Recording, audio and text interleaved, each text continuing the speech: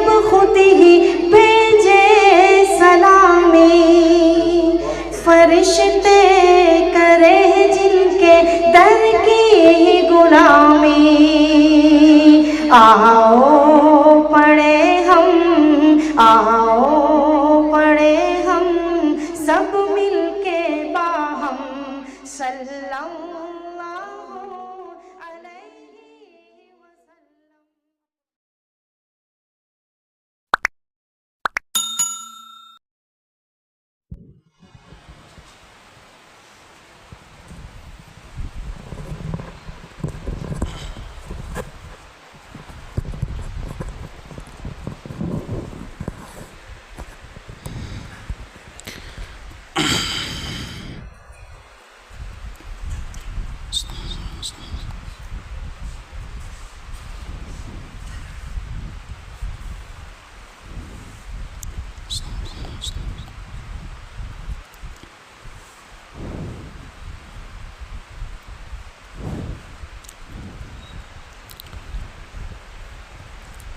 أعوذ بالله من الشيطان الرجيم، بسم الله الرحمن الرحيم. ورفعنا فوقهم الطور بميثاقهم وقلنا لهم ادخلوا الباب سجدا وقلنا لهم لا تعدوا في السبت وأخذنا منهم ميثاقا غليظا فبما نقضهم ميثاقهم وكفرهم بآيات الله وقتلهم الأنبياء بغير حق وقولهم قلوبنا غلف بل طبع الله عليها بكفرهم فلا يؤمنون إلا قليلا وبكفرهم وقولهم على مريم بهتانا عظيما وقولهم إنا قتلنا المسيح عيسى ابن مريم رسول الله وما قتلوه وما صلبوه ولكن شبه لهم وإن الذين اختلفوا فيه لفي شك منه ما لهم به من علم إلا اتباع الظن وما قتلوه يقينا بل رفعه الله إليه وكان الله عزيزا حكيما وإن من أهل الكتاب إلا ليؤمنن به قبل موته ويوم القيامة يكون عليهم شهيدا فبظلم من الذين هادوا حرمنا عليهم طيبات أحلت لهم وبصدهم عن سبيل الله كثيرا وأخذهم الربا وقد نهوا عنه وأكلهم أموال الناس بالباطل وأعتدنا للكافرين منهم عذابا أليما لكن الراسخون في العلم منهم والمؤمنون يؤمنون بما أنزل إليك وما أنزل من قبلك والمقيمين الصلاة والمؤتون الزكاة والمؤمنون بالله واليوم الآخر أولئك سنؤتيهم أجرا عظيما صدق الله العظيم. برادران محترم، عزیزان گرامی قدر،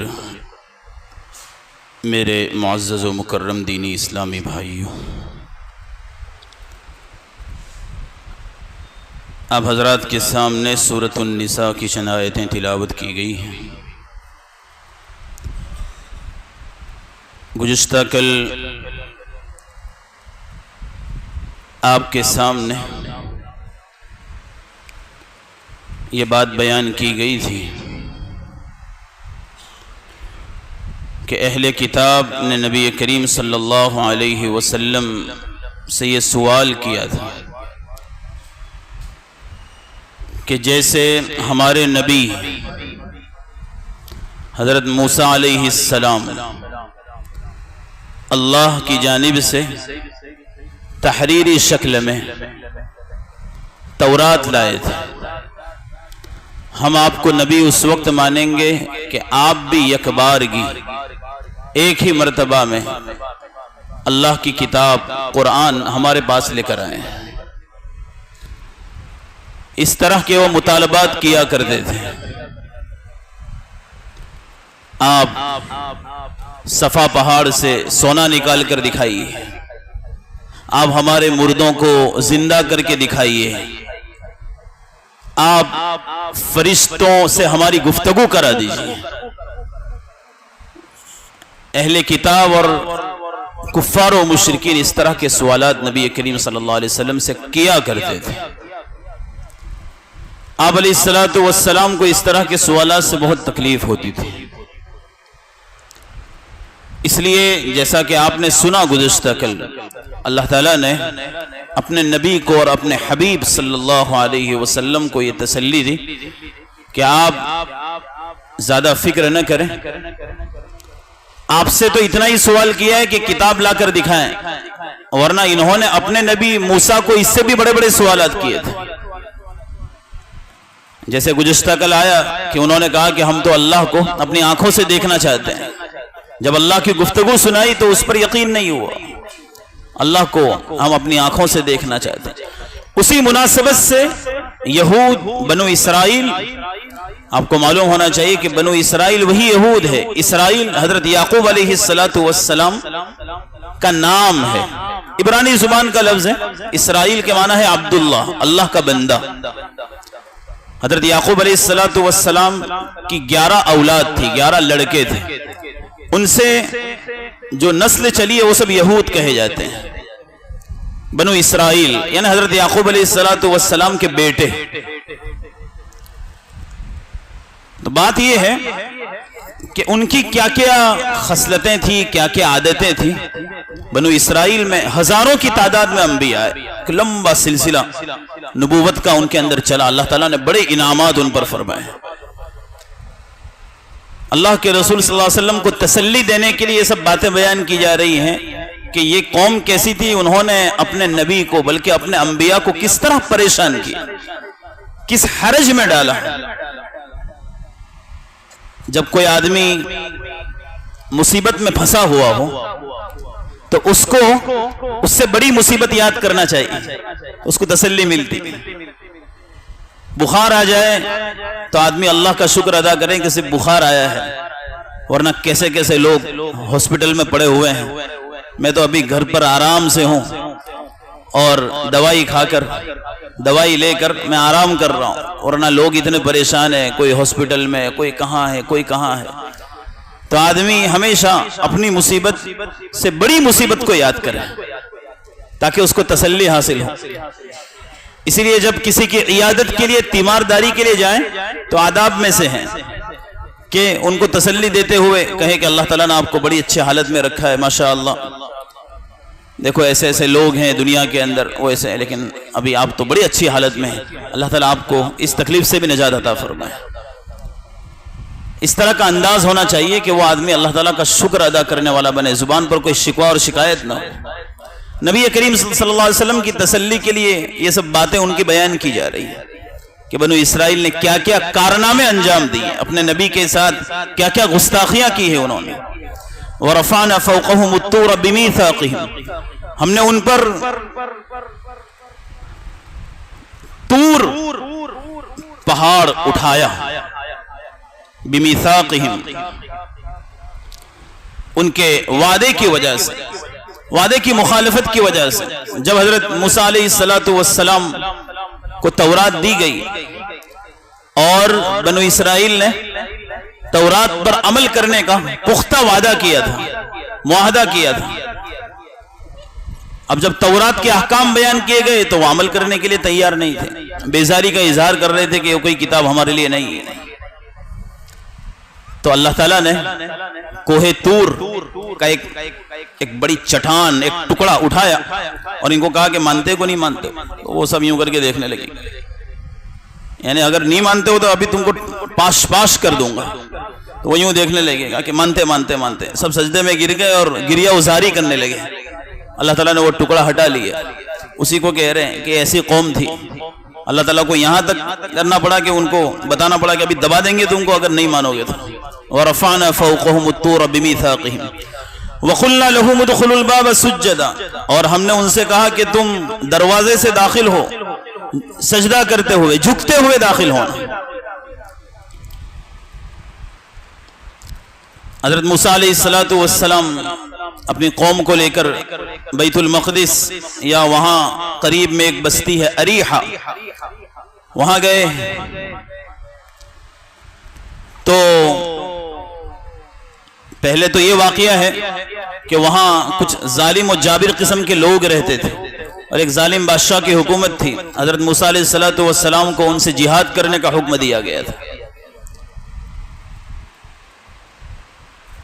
آپ نے جب اپنی قوم کو حکم دیا کہ ان سے ہم کو جنگ کرنا ہے اور ان کو یہاں سے نکالنا ہے، تو وہ قوم کہنے لگی کہ ان فیہا قوما جبارین، اس میں تو ظالم و جابر لوگ ہیں، لن ندخلا، ہم تو ہرگز آئیں گے نہیں.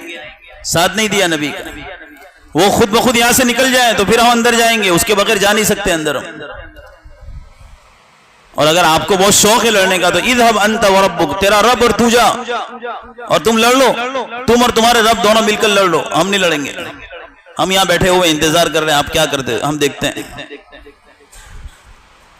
حضرت موسیٰ علیہ السلام اور ان کے بھائی حضرت ہارون اور قال رجلان من الذین یخافون، دو آدمی اور کالب بن یوقنا اور یوشع بن نون جن کو بعد میں نبی بنایا گیا، یہ 4 آدمی تھے.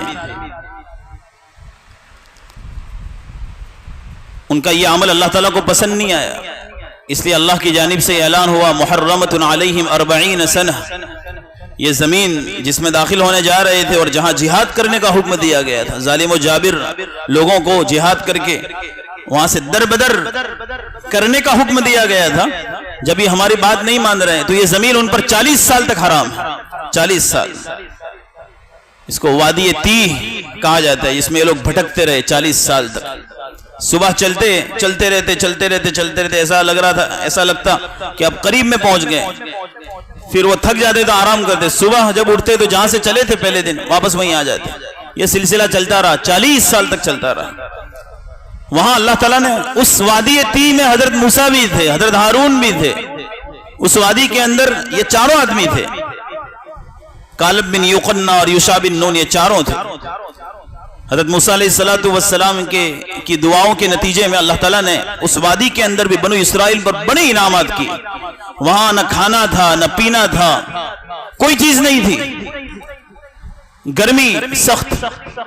اللہ تعالیٰ نے ہر چیز اور ہر راحت کا انتظام کیا. ان کے لیے پانی کا انتظام کیا، ان کے لیے سائے کا انتظام کیا، آسمان سے من و سلوہ نازل فرمایا. ان کا جو لباس 40 سال تک بھٹکتے رہتے تھے، کیا کریں، جیسے جیسے ان کی ہائٹ بڑھتی تھی آٹومیٹک ان کا لباس بھی بڑا ہو جاتا تھا. 40 سال میں آدمی بڑا ہوگا کہ نہیں ہوگا. ہر چیز، ہر قسم کی راحت اللہ تعالیٰ نے انہیں اس وادی میں عطا فرمائی. تفسیری روایات میں ملتا ہے کہ اسی وادی میں حضرت موسیٰ کا بھی انتقال ہو گیا، اسی وادی میں حضرت ہارون کا بھی انتقال ہو گیا.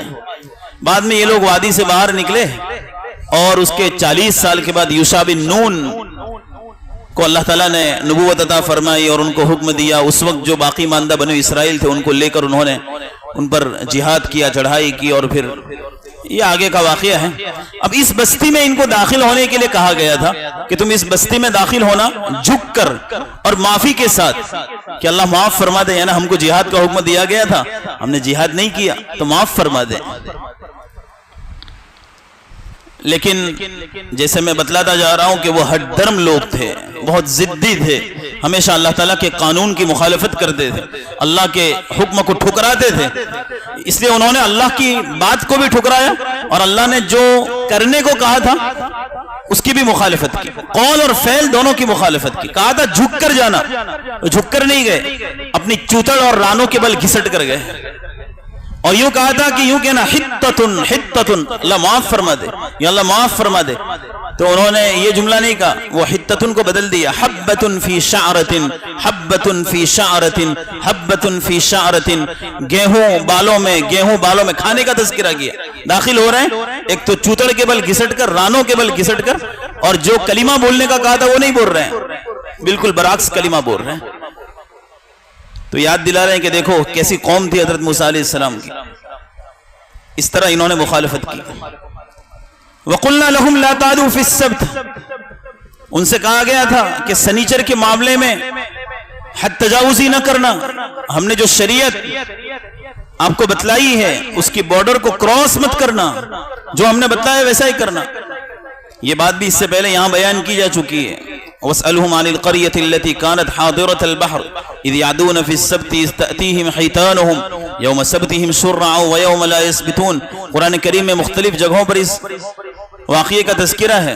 بنو اسرائیل کو سنیچر کے دن کی تعظیم کا حکم دیا گیا تھا کہ اس دن کی تعظیم کریں، جیسے ہم جمعہ کی تعظیم کرتے ہیں، یہود سنیچر کی اور نصارہ سنڈے کی تعظیم کرتے ہیں. ہر ایک کا اپنا اپنا ایک دن ہے.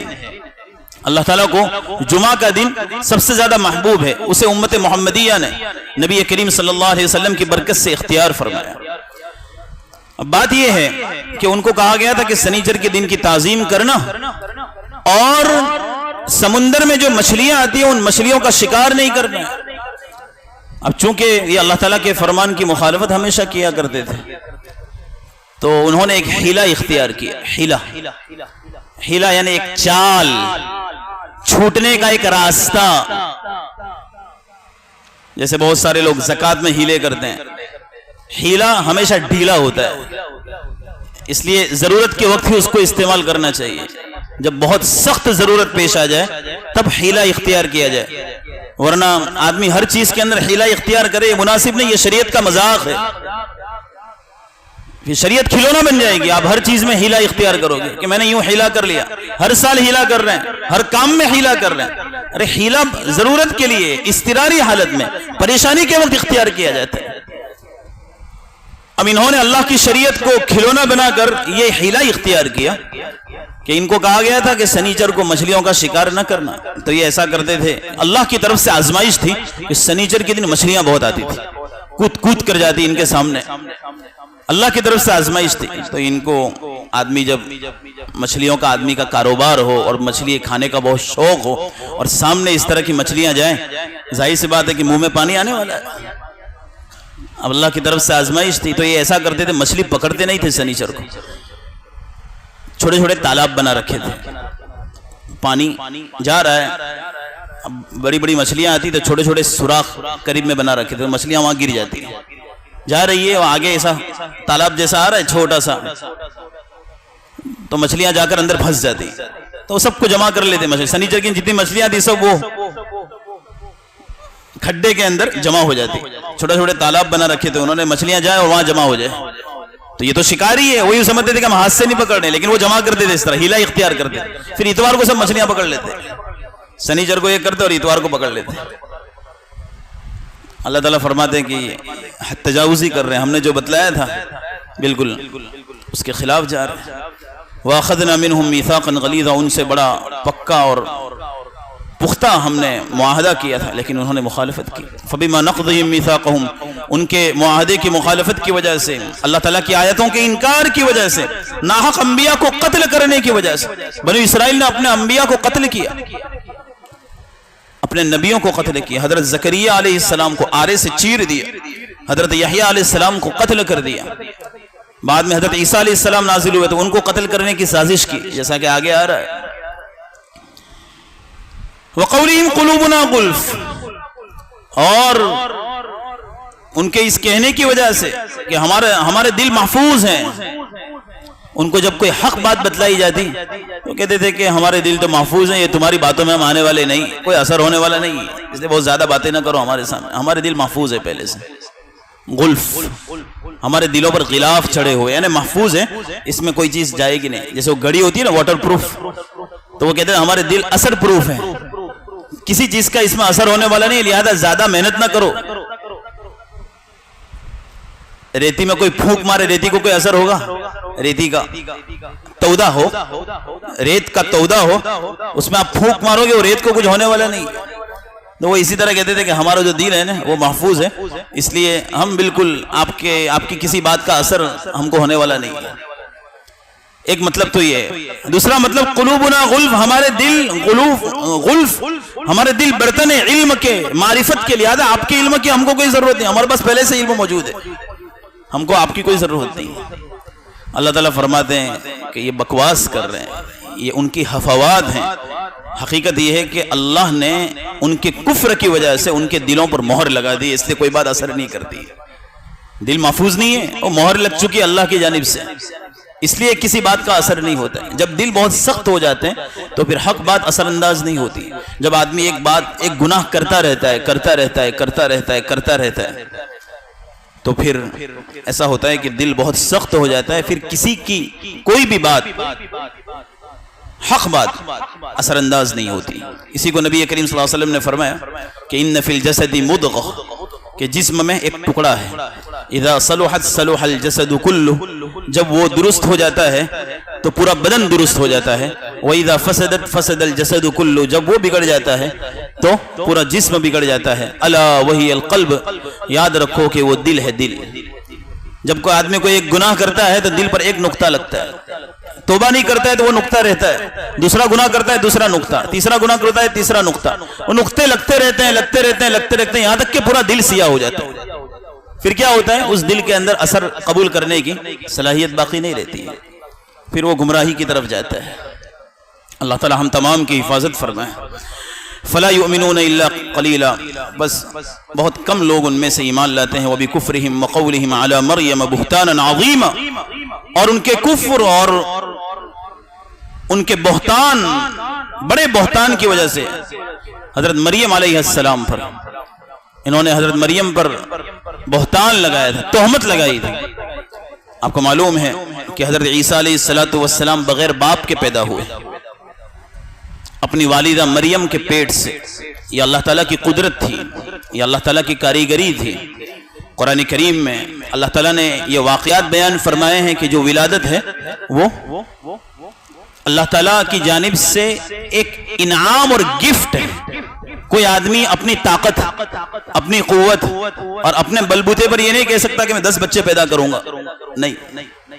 بچہ اور اولاد یہ اللہ کی جانب سے گفٹ ہے، گفٹ۔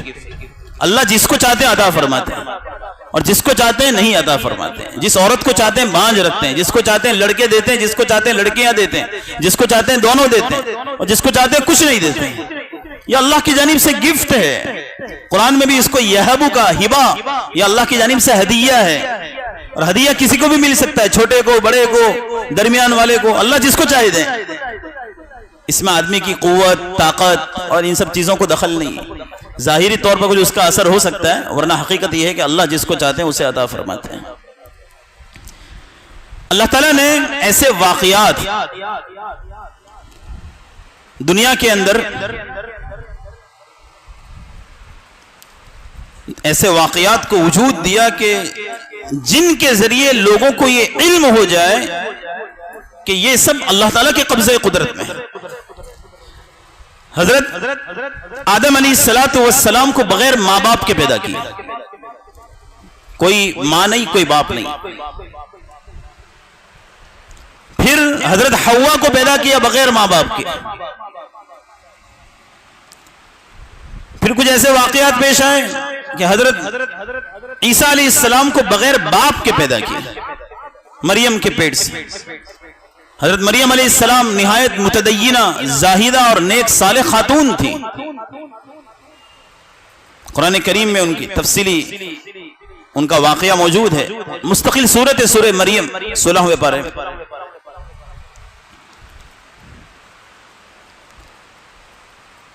اب ہوا یہ کہ جب حضرت عیسیٰ علیہ السلام کی ولادت ہوئی اور مریم بچہ لے کر آئی تو قوم نے یہ کہا کہ لقد جئت شیئا فریا، تو نے تو بہت برا کام کیا ہے، یہ کیا کر کے آ گئی تھی؟ یا اخت ہارون ما کان ابوک امرأ سوء، تیرا باپ تو ایسا نہیں تھا۔ وما كانت امك بغيا، اور تیری ماں بھی زناکار نہیں تھی، یہ تو نے کیا کیا، زنا کر کے آ گئی، کوئی شادی تو کی نہیں۔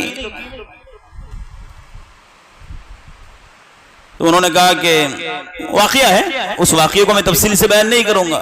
حضرت مریم نے یہ کہا کہ میں نے تو کچھ کیا نہیں ہے، یہ جو گہوارے میں اور ہماری زبان میں جھولے کے اندر جو بچہ ہے اسی کو پوچھ لو۔ تو انہوں نے کہا کیف نکلم من کان فی المہد صبیا، جو بچہ ابھی گہوارے میں، اس سے ہم کیسے گفتگو کر سکتے ہیں؟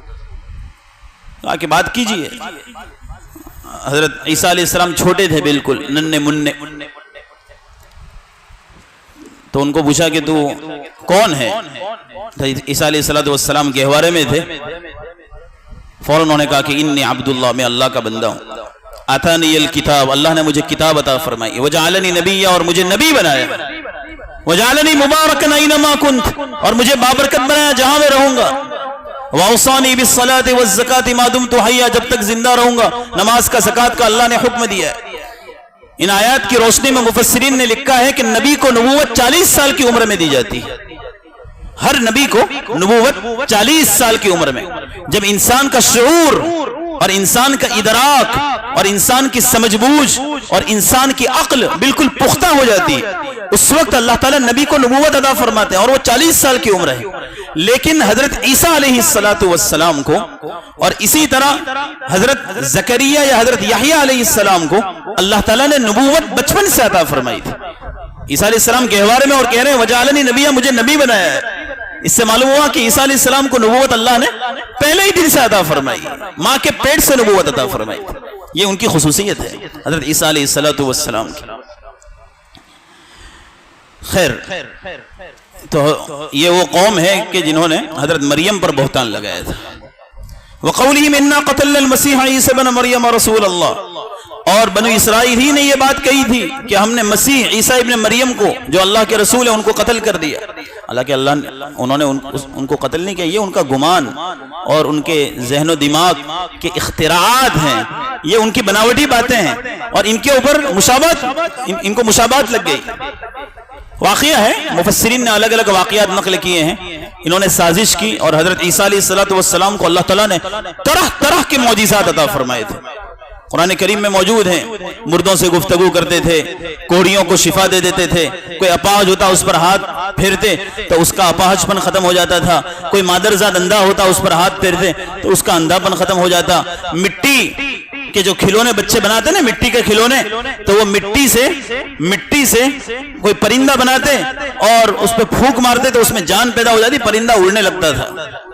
اور ایک معجزہ یہ عطا فرمایا تھا اُنَبِّئُكُم بِمَا تَأْكُلُونَ وَمَا تَدَّخِرُونَ فِي بُيُوتِكُم، لوگ آتے تھے آپ کو ملتے تھے تو وہ ان کو پتا چل جاتا تھا کہ گھر میں کیا کھا کر آئے ہیں، بریانی کھا کر آئے کہ کڑی کھچڑی کھا کر آئے، ان کو پتا چل جاتا تھا، اور کیا چیزیں اسٹاک کر کے رکھی ہے گھر میں وہ بھی اللہ کی جانب سے بتلا دیا جاتا تھا۔ عیسیٰ علیہ السلام بتاتے تھے کہ یہ چیزیں آپ کے گھر میں موجود ہیں، فلاں جگہ پڑی ہوئی ہیں، اور یہ ایسا ہے، یہ ویسا ہے، سب گھر کی باتیں، گھر میں جو اسٹاک کیا ہے وہ بھی بتاتے تھے، کیا کھا کر آئے وہ بھی بتا دیتے تھے۔ یہ بڑے بڑے معجزات عطا فرمائے تھے، یہود کو ان سے حسد ہو گئے، اس کی وجہ سے انہوں نے وقت کے بادشاہ کی مدد لے کر حضرت عیسیٰ علیہ السلام کے قتل کی سازش کی، پروپیگنڈا کیا، لیکن وَمَكَرُوا وَمَكَرَ اللَّهُ، ایک چال تو لوگ چلتے ہیں اور اللہ تعالیٰ سب سے بہترین تدبیر کرنے والے ہیں، وَاللَّهُ خَيْرُ الْمَاكِرِينَ۔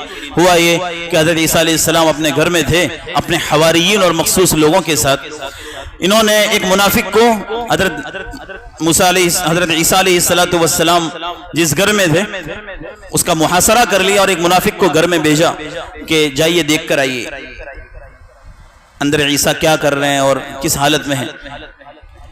اللہ تعالیٰ نے حضرت عیسیٰ علیہ السلام کو اپنی قدرت کاملہ سے آسمان پر اٹھا لیا، وہ جو آدمی اندر گیا تھا اللہ تعالیٰ نے اس کی پوری شکل عیسیٰ جیسی بنا دی۔ جب وہ باہر آیا تو لوگ یہ سمجھے کہ عیسیٰ باہر آئے، تو اسی کو اپنے آدمی کو قتل کر دیا انہوں نے۔ اب جب قتل کر دیا تو قتل کرنے کے بعد اللہ کی طرف سے یہ معاملہ تھا کہ وہ آدمی جو تھا اس کا اوپر کا حصہ تو عیسیٰ علیہ السلام جیسا، لیکن نیچے کا جو حصہ تھا وہ وہی تھا جو اس کا پہلے والا تھا۔ تو جب قتل کر دیا تو لوگوں نے چہرہ دیکھتے تو یہ تو عیسیٰ علیہ السلام، اور نیچے والا حصہ دیکھتے تھے تو وہی آدمی جو اپنا تھا، اس کے پیر بھی ویسے ہیں اور یہ سب تو وہی ہے جو اپنا آدمی تھا وہ ہے، ان میں جو ہے اختلاف ہو گیا، اس لیے وہ آپس میں خود لڑ پڑے، خود لڑے اور ایک دوسروں کو قتل کیا انہوں نے۔ کہاں تو حضرت عیسیٰ علیہ السلام کو قتل کرنے کے لیے چلے تھے، وہ آپس میں ایک دوسرے کو قتل کرنے لگے۔ فارسی زبان میں یوں کہا جاتا ہے چاہ کن را چاہ در پیش۔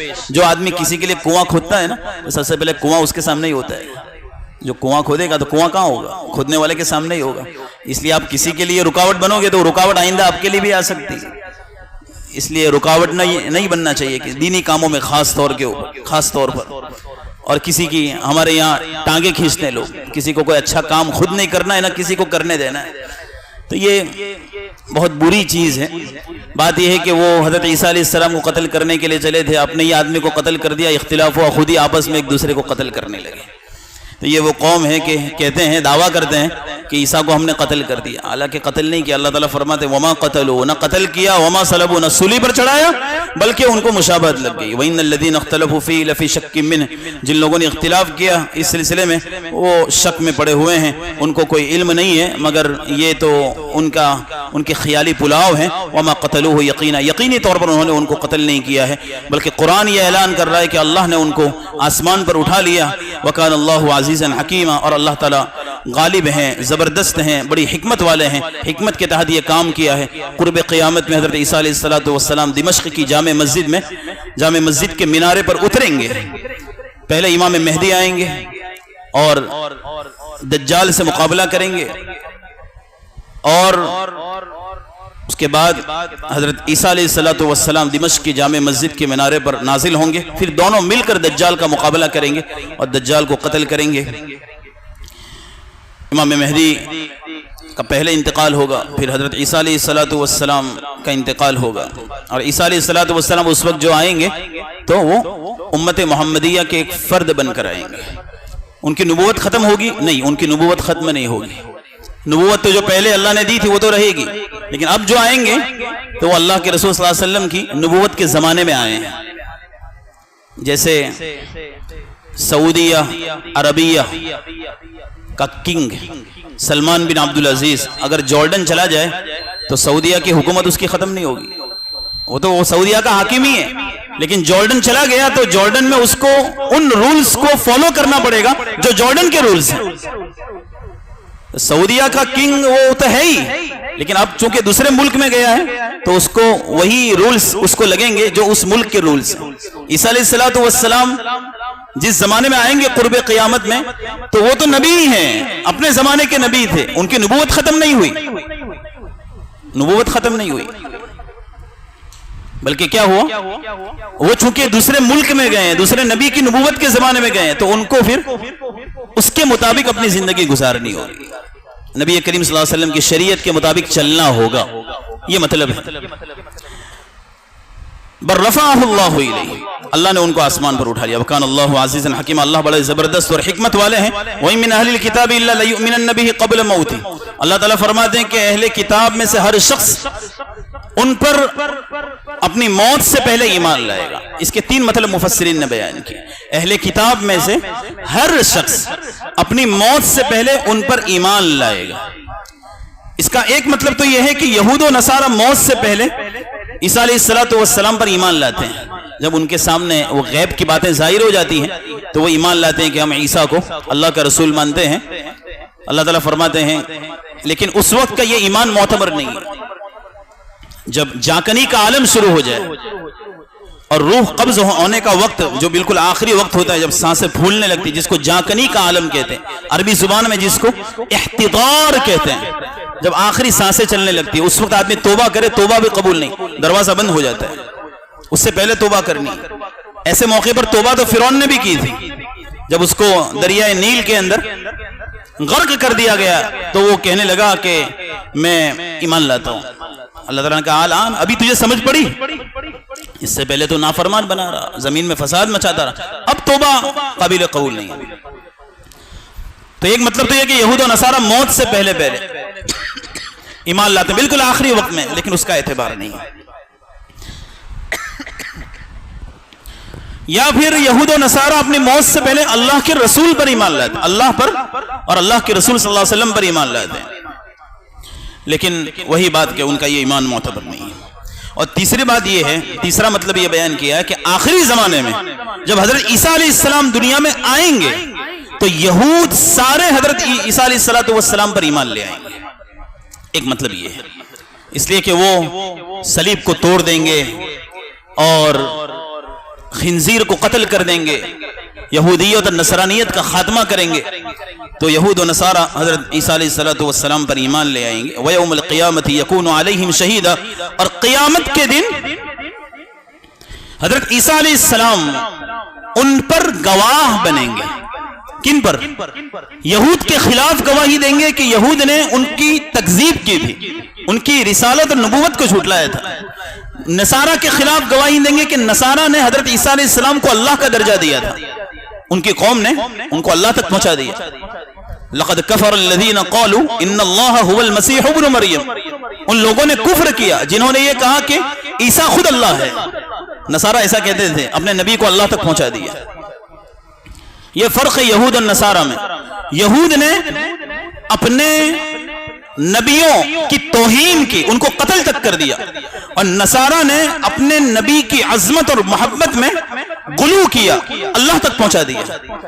اور ایک درمیانی اور اعتدال والی جو راہ ہے اور اعتدال والا مسلک ہے وہ ہمارا مسلک ہے، ہمارا مذہب ہے کہ نہ اس میں محبت میں بہت زیادہ غلو. نبی نبی ہے، اللہ اللہ ہے. نبی کا درجہ نبی کا ہے، اللہ کا درجہ اللہ کا ہے. نبی کو اللہ تک نہیں پہنچا سکتے. اس لیے ایک مرتبہ حضرت عائشہ، بلکہ کسی بچی نے یوں کہا کہ ہمارے پاس تو ایسا نبی ہے یعلم ما فی غد، جو کل کی باتیں بھی جانتا ہے. اللہ کے رسول نے منع فرمایا کہ اس طرح کی بات مت کہو، میں غیب کی باتیں نہیں جانتا ہوں.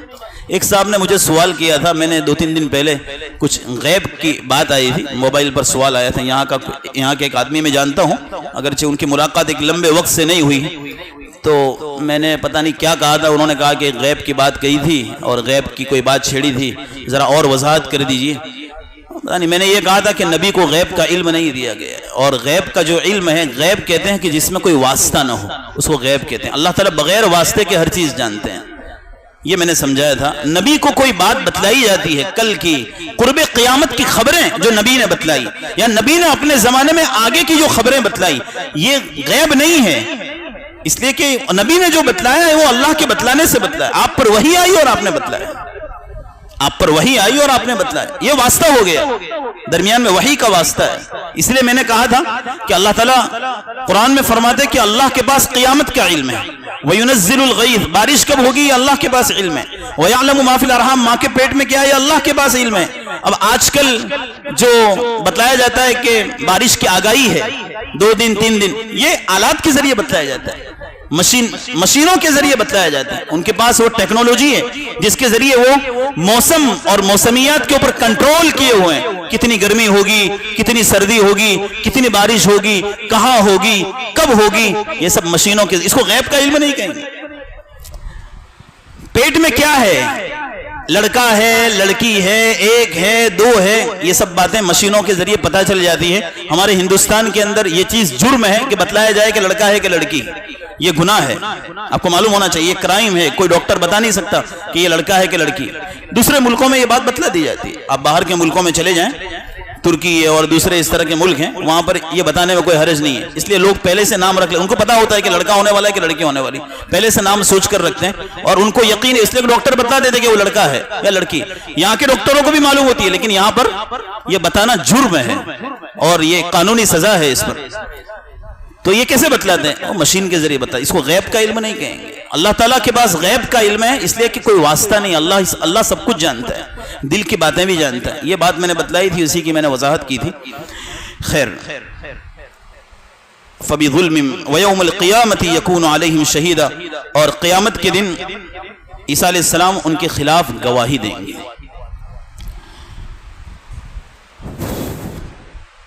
تو آخری زمانے میں جب ایمان لانے والوں کے ایمان کی گواہی دیں گے. یہ میں نے بات بتلائی کہ یہود کے خلاف گواہی دیں گے کہ انہوں نے تکذیب کی، نصارہ کے خلاف گواہی دیں گے کہ انہوں نے عیسیٰ علیہ السلام کو اللہ تک پہنچا دیا، اور ایمان والوں کے بارے میں گواہی دیں گے کہ یہ مجھ پر ایمان لائے تھے. یہ 3 باتیں. فَبِظُلْمٍ مِّنَ الَّذِينَ هَادُوا حَرَّمْنَا، یہود کے ظلم کی وجہ سے ہم نے ان پر وہ پاکیزہ چیزیں بھی حرام کر دی جو ان کے لیے حلال تھی. اونٹ کا گوشت، اونٹ کا دودھ جو پہلے حلال تھا، ان کے ظلم کی وجہ سے اللہ نے ان پر حرام کر دیا. وَبِصَدِّهِمْ عَنْ سَبِيلِ اللَّهِ كَثِيرًا، اور ان کے اللہ کے راستے سے بہت کثرت سے رکنے یا روکنے کی وجہ سے، اور ان کے سود کا لین دین کرنے کی وجہ سے. سود کا کاروبار بہت کرتے تھے، سود کا لین دین یہود کی یہ عادت تھی، سود کا لین دین کرتے تھے. سود یہ بہت بڑا گناہ ہے، بہت بڑا گناہ. نبی کریم صلی اللہ علیہ وسلم نے فرمایا کہ سود کے 70 درجات ہیں، اور اس میں سے بالکل ادنا درجہ یہ ہے کہ آدمی اپنی سگی ماں سے زنا کرے. سگی ماں سے زنا کرنے کا گناہ ہے، بہت بڑا گناہ ہے. بخاری شریف کی روایت ہے کہ قرب قیامت میں سود، انٹرسٹ اور بیاج، اس کا لین دین اور اس کا رواج اتنا زیادہ ہو جائے گا، اتنا زیادہ ہو جائے گا کہ آدمی بچنا چاہے گا پھر بھی اس کا دھواں تو اس کو لگی جائے گا. آج کل اتنے طریقے ہیں کہ آدمی بچنا چاہے پھر بھی بچ نہیں سکتا ہے. بچ جائے تو اس کا دھواں تو لگی جاتا ہے اس کو. اس لیے کہ سود کے طریقے اور اس کی شکلیں اتنی زیادہ ہو گئی ہیں کہ بچنا مشکل ہے. قرب قیامت کی علامات میں سے ہیں. تو یہ یہود سود کا لین دین کرتے تھے. اس سے مجھے ایک بات یاد آ گئی. ایک صاحب ابو العلا مودودی، جماعت اسلامی ان کی جماعت ہے، آج بھی ہندوستان میں بڑی متحرک ہے. علماء دیوبند کا ان کے بارے میں کوئی اختلافی بات یہاں کرتا نہیں ہوں، لیکن چونکہ یہ شریعت کی بات ہے اس لیے میں آپ کے سامنے اس کی وضاحت کر رہا ہوں. علماء دیوبند نے ان کے باب میں یہ فتویٰ دیا ہے کہ وہ راہ حق سے ہٹے ہوئے ہیں. البتہ ان کے کفر کا فتویٰ نہیں دیا، اس لیے کہ کفر کا معاملہ، کسی کو کافر کہنے کا معاملہ بہت نازک ہے. اس لیے اللہ کے رسول نے فرمایا کہ کوئی آدمی کسی کو کافر نہ کہے. جس نے کسی کو کافر کہا اگر وہ اللہ کے یہاں کافر نہیں ہے تو اس کا کفر خود اس کی طرف لوٹے گا. یعنی کسی کو کافر کہنا یہ خود اپنے آپ کو کافر بنانا ہے. جو کافر نہیں ہے اس کو آپ کافر کہہ رہے ہیں. اللہ کے رسول نے فرمایا کہ باء بہ احدہما، یہ کفر دونوں میں سے کسی ایک کی طرف لوٹے گا. اگر وہ نہیں ہے تو پھر تم کافر ہو. یہ مطلب ہے. تو کفر کا معاملہ بہت نازک. کسی آدمی کے اندر 99 چیزیں ایسی ہیں جو کفر پر دلالت کرتی، لیکن ایک چیز ایسی ہے جو ایمان پر دلالت کرتی ہیں، تو اس کو مومن کہا جائے گا. اس کے ایمان کا فیصلہ کیا جائے گا. یہ احتیاط کا تقاضا ہے، اس لیے ان کو کافر نہیں کہا. ورنہ مودودی صاحب کی باتیں ایسی ہیں جیسے عصمت انبیاء کے سلسلے میں انبیاء معصوم ہے کہ نہیں. ہم سب کا عقیدہ ہے، اہل سنت والجماعت کا عقیدہ ہے کہ انبیاء معصوم ہیں، ان سے کوئی گناہ سرزد نہیں ہو سکتا. چھوٹی چھوٹی چوک انبیاء سے ہوتی ہے، اللہ کی جانب سے ان کو پہلے سے متنبع کر دیا جاتا ہے، ان سے بچا لیا جاتا ہے. یہ سود کی بات جو آئی اس پر میں نے کہا غزوہ احد کے موقع پر اللہ کے رسول صلی اللہ علیہ وسلم نے صحابہ کی ایک جماعت کو ایک پہاڑی کے اوپر کھڑا کیا تھا. کہا تھا کہ کوئی بھی حالت پیش آئے، چاہے فتح کی، کامیابی کی ہو، چاہے ہار کی ہو، آپ کو یہاں سے اترنا نہیں. لیکن صحابہ بھی انسان تھے. جب دیکھا کہ کامیابی حاصل ہو گئی ہے اور ہمارے ساتھی مال غنیمت کو وصول کر رہے ہیں، تو بعض صحابہ کے منع کرنے کے باوجود بھی ان میں سے بعض اتر گئے، کچھ ہی پہاڑی پر رہے. تو پھر وہ شکست ہوئی. خالد بن ولید جو پہلے مسلمان نہیں ہوئے تھے، پیچھے سے آئے، انہوں نے حملہ کیا اور مسلمانوں کو بعد میں شکست کا منہ دیکھنا پڑا، شکست کا سامنا کرنا پڑا.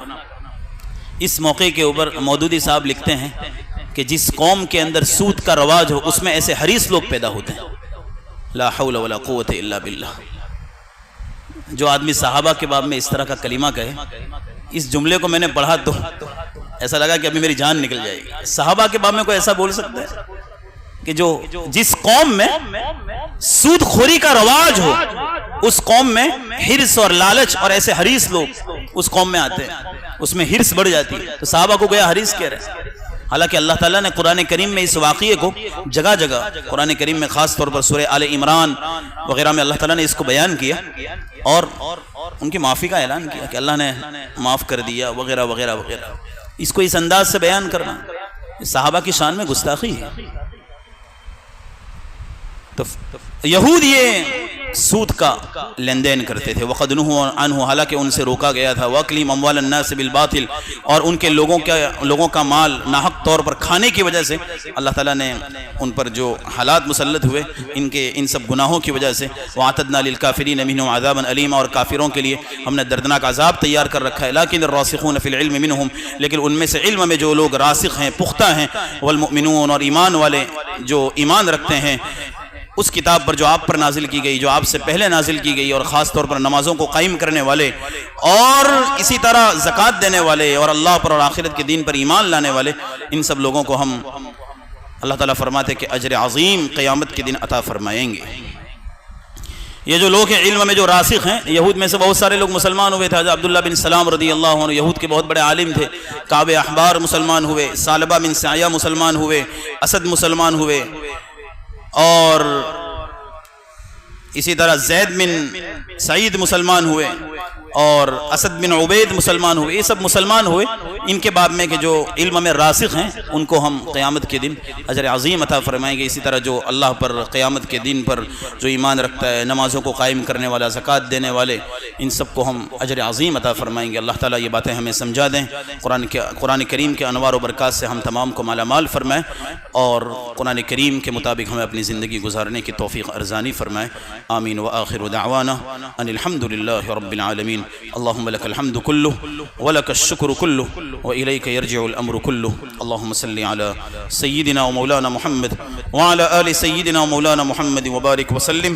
اللهم ربنا ظلمنا أنفسنا وإن لم تغفر لنا وترحمنا لنكونن من الخاسرين۔ اللهم إنا نسألك علما نافعا ورزقا واسعا وعملا متقبلا وشفاء من كل داء۔ اللهم إنا نعوذ بك من علم لا ينفع وقلب لا يخشع ونفس لا تشبع وعين لا تدمع ودعاء لا يستجاب له۔ يا مقلب القلوب ثبت قلوبنا على دينك ويا مصرف القلوب صرف قلوبنا على طاعتك۔ مولا کریم ہم گنہگار ہیں، مجرم ہیں، خطا کار ہیں، معصیت کے پتلے ہیں، ہمارے تمام گناہوں کو معاف فرما دے، ہمیں اپنی محبت نصیب فرما، اپنی رضا نصیب فرما، اپنا تعلق خاص نصیب فرما، اپنی معرفت اور پہچان نصیب فرما۔ یا اللہ اپنی ذات عالی سے خصوصی تعلق نصیب فرما، اپنے پیارے حبیب صلی اللہ علیہ وسلم سے سچی پکی محبت اور عشق کے درجے کا تعلق عطا فرما۔ یا اللہ آپ کی ایک ایک سنت پر عمل کرنے والا بنا۔ یا اللہ ہمیں سچائی عطا فرما، امانت داری عطا فرما، خیانت سے حفاظت فرما، کفر سے، نفاق سے، شقاق سے، ریاکاری سے ہماری حفاظت فرما، بد اخلاقی سے ہماری حفاظت فرما۔ یا اللہ محبت قرآن، مودت قرآن، حلاوت قرآن اور تراوت قرآن کی دولت سے مالا مال فرما، علوم قرآن سے مالا مال فرما، عمل بالقرآن کی توفیق عطا فرما۔ یا اللہ توفیق نیک نصیب فرما، مقبول تلاوت کی توفیق عطا فرما۔ یا اللہ ہمارے رمضان کے روزوں کو قبول فرما، تراویح کو قبول فرما، ہمارے فرائض و نوافل عطیات اور بخششوں کو قبول فرما۔ یا اللہ ہمارے ٹوٹے پھوٹے اعمال کو قبول فرما، کوتاہیوں سے درگزر فرما، ہمارے عقائد درست فرما، نمازوں میں خشوع و خضوع پیدا فرما۔ یا اللہ علم نافع اور عمل صالح کی دولت سے مالا مال فرما، رزق حلال و طیب نصیب فرما، حرام روزی سے، حرام رزق اور حرام لقموں سے ہمارے بچوں کی اور قیامت تک آنے والی ہماری نسلوں کی حفاظت فرما۔ یا اللہ ارتداد سے ہم تمام کی حفاظت فرما، ہمارے بچوں کی اور ہماری نسلوں کی حفاظت فرما۔ یا اللہ اخلاص نیت نصیب فرما، اکرام مسلم کی دولت سے مالا مال فرما، دعوت اللہ کے حقائق نصیب فرما۔ یا اللہ دین کی نشر و اشاعت کے لیے جہاں کہیں حرکت ہو رہی ہے اور جہاں کہیں محنتیں ہو رہی ہیں، تمام محنتوں کو بارآور فرما، دین کی نشر و اشاعت کے جمیع شعبات کی حفاظت فرما، مساجد کی، مکاتب کی، خانقاہوں کی، تبلیغی مراکز کی، اسلامک یونیورسٹیز کی، یا اللہ تمام مدارس کی حفاظت فرما، ان میں کام کرنے والوں کی حفاظت فرما، آگے سے پیچھے سے، اوپر سے نیچے سے، دائیں سے بائیں سے، ہر جگہ سے حفاظت فرما، ہماری جان، مال، عزت، آبرو اور ایمان کی حفاظت فرما۔ یا اللہ اپنے فضل و کرم سے جہاں کہیں مسلمان پریشان حال ہے ان کی پریشانیوں کو دور فرما دے، ان کے خسارے کو نفع سے بدل دے، امت کی ذلت کو عزت سے بدل دے، گمراہی کو ہدایت سے بدل دے، امت کی تنزل اور انحطاط کو رفعت اور بلندی سے بدل دے، امت کو راہ راست پر گامزن کر دے، ہمارے مرحومین کی مغفرت فرما، بیماروں کو شفاء کامل و دائم و عاجل و مستمر نصیب فرما۔ یا اللہ بے اولادوں کو اولاد عطا فرما، بے شادی شدہ لوگوں کو مناسب جوڑے اور رشتے نصیب فرما۔ یا اللہ جو قرضوں میں ڈوبے ہوئے ہیں ان کے قرضوں کی ادائیگی کی بہتر سے بہترین سبیل پیدا فرما، جو قید و بند میں پریشان ہیں اپنے فضل و کرم سے ان کو قید و بند سے عافیت کے ساتھ رہائی اور خلاصی نصیب فرما دے۔ یا اللہ غزہ کے مسلمانوں پر رحم فرما دے، پوری امت کی طرف سے انہیں جزائے خیر عطا فرما، انہیں قوت، ہمت، طاقت، ہمت، حوصلہ، جذبہ، استقامت عطا فرما، ان کی جو ضرورتیں ان کی تمام ضرورتوں کی تکمیل اور کفالت فرما۔ مسجد اقصی کو یہود بے بہبود اور نصارہ ارباب خسارہ کے چنگل سے ہمیشہ ہمیشہ کے لیے آزاد فرما، حرمین شریفین کی حفاظت فرما، حرمین شریفین کی عزت و آبرو، شرافت و کرامت میں دین दूनी रात चौगुनी तरक्की नसीब फरमा। इंसाफ परवर हुक्काम हम तमाम को नसीब फरमा। जालिमों से हमारी हिफाजत फरमा। या अल्लाह गुमराह होने से, गुमराह किए जाने से, फिसलने से, फिसलाए जाने से या अल्लाह हमारे साथ नादानी की जाए या हम किसी के साथ नादानी करें, इससे हम तमाम की जालिम और मजलूम बनने, हासिद और महसूद बनने से हम तमाम की हिफाजत फरमा। हमारी औलाद को उलूम नाफिआ, अमाल सालिहा और अखलाक फाजिला व हसना से आरास्ता व पैरास्ता फरमा।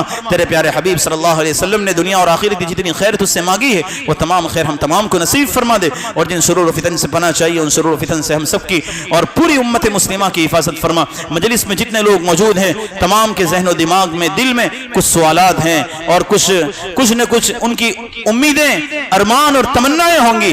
या अल्लाह अपने फजल व करम से तमाम की जायज़ तमन्नाएं पूरी फरमा। तमाम को मकासिद हसना में कामयाब और बामुराद फरमा। हमारी इन दुआओं को अपनी बारगाह में अपने प्यारे हबीब सल्लल्लाहु अलैहि वसल्लम के सदक़े तुफ़ैल में मक़बूल व मंजूर फरमा। या रब्बि सल्लि व सल्लिम दाइमन अबदा अला हबीबिका खैरिल खल्क़ि कुल्लिहिम। सुब्हान रब्बिका रब्बिल इज़्ज़ति अम्मा यसिफून व सलामुन अलल मुरसलीन वल्हम्दुलिल्लाहि रब्बिल आलमीन।